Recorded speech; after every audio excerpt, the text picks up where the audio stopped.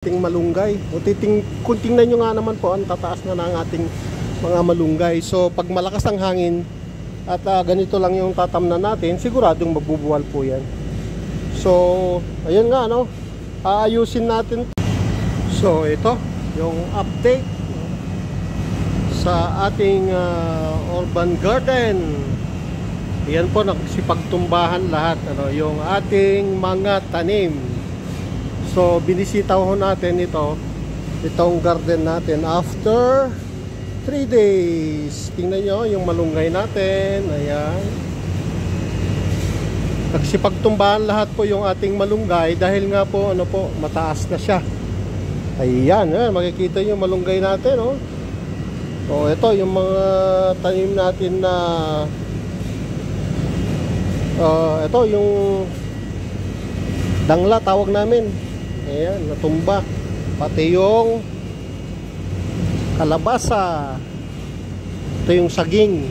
Sangig pala, sangig. Ayan, wala. Nawas out po yung ating mga halaman.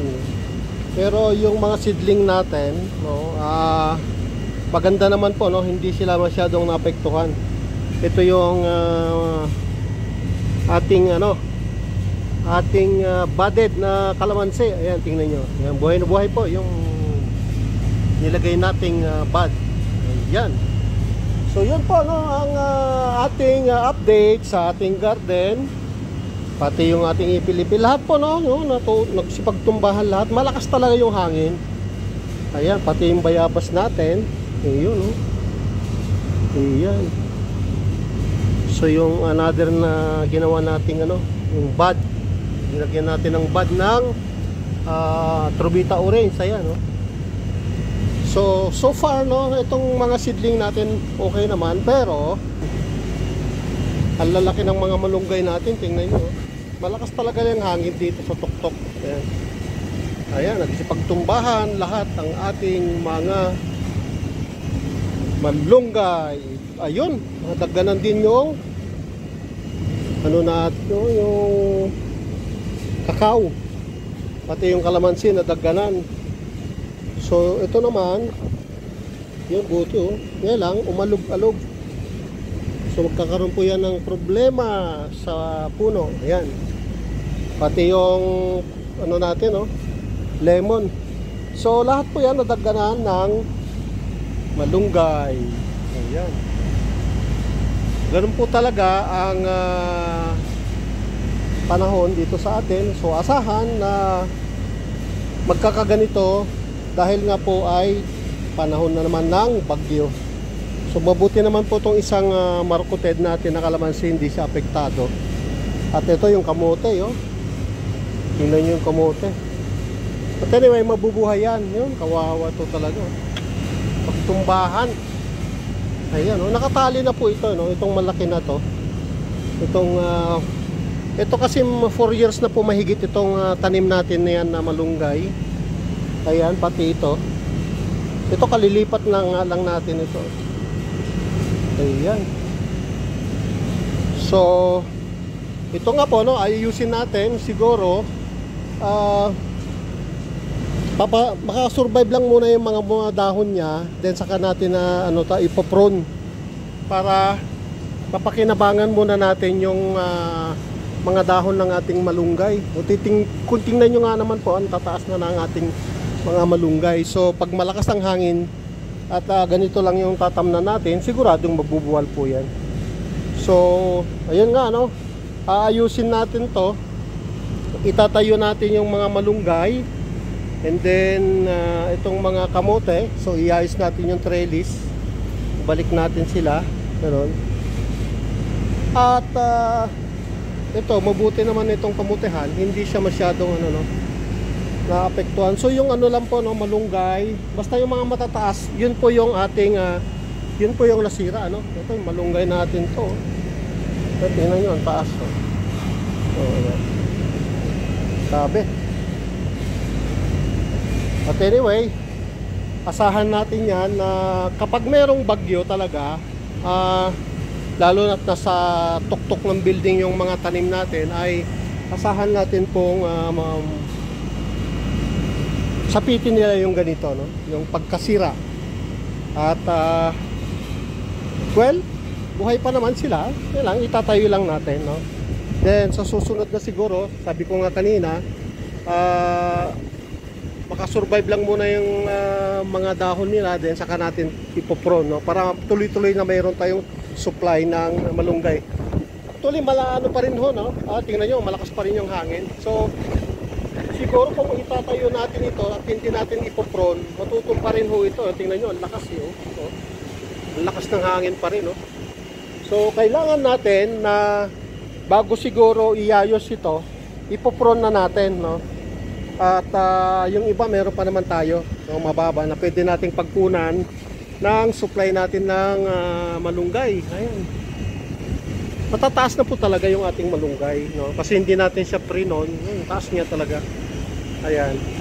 At yun nga, kasi ang balak natin, itong mga nasa malilit na timba, kagaya nung isa na yon, ay ililipat natin sa malalaking mga container na gano'n. Nag-order tayo sa Shopee, so hindi pa dumadating yung order natin na mga timba na malalaki. Para mailipat natin yung mga malalaking puno na ng malunggay, kasi hindi na siya akma doon sa kinalalagyan niya. So kailangan na niya ng malaking pagkukunan ng nutrients kasama na yung tubig. So kung maliit yung lalagyan natin, didiligan mo ngayon, sisipsipin lang noong ating puno ng malunggay. So every day or twice a day mo didiligan kapag ganito yung iyong taniman na napakaliit. So yun po, no, yung update natin dito sa ating urban garden. Talagang inaasahan ko ito. So sa ngayon hindi ko muna siya itatayo, ano, hanggat hindi ko siya pinopron kasi malakas pa rin yung hangin. Ayan. Pagtumbahan na talaga, kahit yung malilit na container natutumba talaga. So yun po, no, yung update natin, no? Update natin sa ating mga tanim dito sa tuktok ng building. At ayan yung mga espinas, ano, sayang patubo na sila ng maayos. Ayan, no? Nako, itong malunggay rin na ito. So malakas talaga, no, ang hangin. Ayan, no, malakas talaga, no? At pupuntahan ko muna yung isa pong inilagay doon na tanim. Nandito po kasi yung nandito po yung ating mga minarkot na kalamansi. So far so good naman. Alright, so hindi siya masyadong naapektuhan ng hangin. So ito lang mga malalaking puno natin ng malunggay. Although malakas talaga yung ulan, pero yan, nagbago naman yung ano niya, hindi naman siya namatay. At ito rin, yung isang malunggay dito, ay ito, malugbate, yun nga, bumitaw. Ayan. Okay, so itong turbita orange natin, okay naman yung mga sanga. Okay. At yun nga, yung mga minarkot natin nung mga nakarang araw o nakarang linggo, hindi naman siya nabuwal. Kasi nga po, yung kinalalagyan lang natin, maliliit lang na galon. Although nabawasan yung lupa. And ayan, panibagong sulyap talaga yung mga tanim natin na malunggay. Malunggay na pampahaba ng buhay. Ayan, oh. So yan, malakas pa rin ang hangin. So kung itatayo ko pa rin ito, ang mangyayari niyan, matutumba pa rin. So kailangan siyang ipron before natin iayos. Ayan, oh, sumasayad na rin doon sa tubo. Okay, so yun lang naman ang nangyari dito sa ating urban garden. Yung mga malunggay lang naman ang mostly affected dahil nagsipagtumbahan, no? Dahil sa lakas ng hangin dito sa tuktok ng building, dahil nga kay bagyong Karina. Ayan yung luya natin, no? Napektuhan din. Ayan, malalaki na yung maluya natin. Sarap naman ng may urban garden talaga. Ayan. Tumutunog yung kable sa kabilang building, oh. Then malakas pa rin ang hangin sa itaas. Okay, hanggang dito na lamang po yung ating video. So update natin sa ating urban garden. Binagyo ni Karina. So ganun po lamang talaga ang mga magsasaka. Asahan na yung mga ganito, no, na mangyayari lalo ng panahon ng tagbagyo at tag-ulan. Maraming salamat po sa panonood ng aking mga videos. Babu!